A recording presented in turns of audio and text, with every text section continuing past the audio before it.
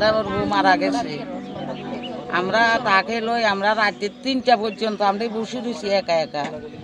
তবে আমরা থুইয়ের মতন আঙুরে টাকা দেই না হেকু। গত 15 জানুয়ারি আশ্রনা রানীদাস নামে এক সনাতন ধর্মাবলম্বী নারী পরলোক গমন করেন। তার স্বামীর নাম দীপন চন্দ্র দাস। আশ্রনা রানীদাসের শেষ কৃত্য করার মতো উপযুক্ত জায়গা খুঁজে পাওয়া যায়নি। ঘটনাটি ঘটে লক্ষ্মীপুরের রামগতি উপজেলার ৮ নং বড়খেরি ইউনিয়নের ৬ নম্বর ওয়ার্ডে।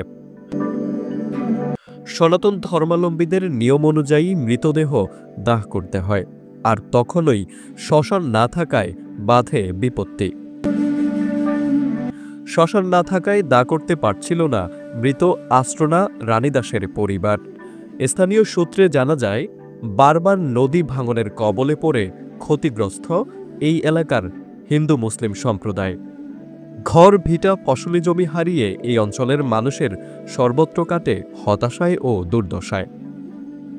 বিষয়টি স্থানীয় বিএনপির সাবেক সংসদ সদস্য আশরাফ উদ্দিন নিজান জানতে পেরে নিজ উদ্যোগ ও অর্থায়নে শ্মশান ঘাট নির্মাণের ব্যবস্থা নেন। তাই আবারও সাবেক সংসদ সদস্য নিজানের উদ্যোগ ও অর্থায়নে পুনর্নির্মাণ শুরু হয় রঘুনাথপুর বড়খেরি সার্বজনীন মহাশ্মশান।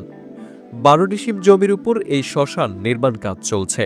নতুন করে শ্মশান নির্মাণ হওয়ায় ওই এলাকার সনাতন ধর্মাবলম্বী ও এলাকাবাসী সকলে খুশি প্রকাশ করেছেন। হিসেবে যেটা করে দিছে করে অনগা আমরা এইটাই আমরা ভালো মনে করি।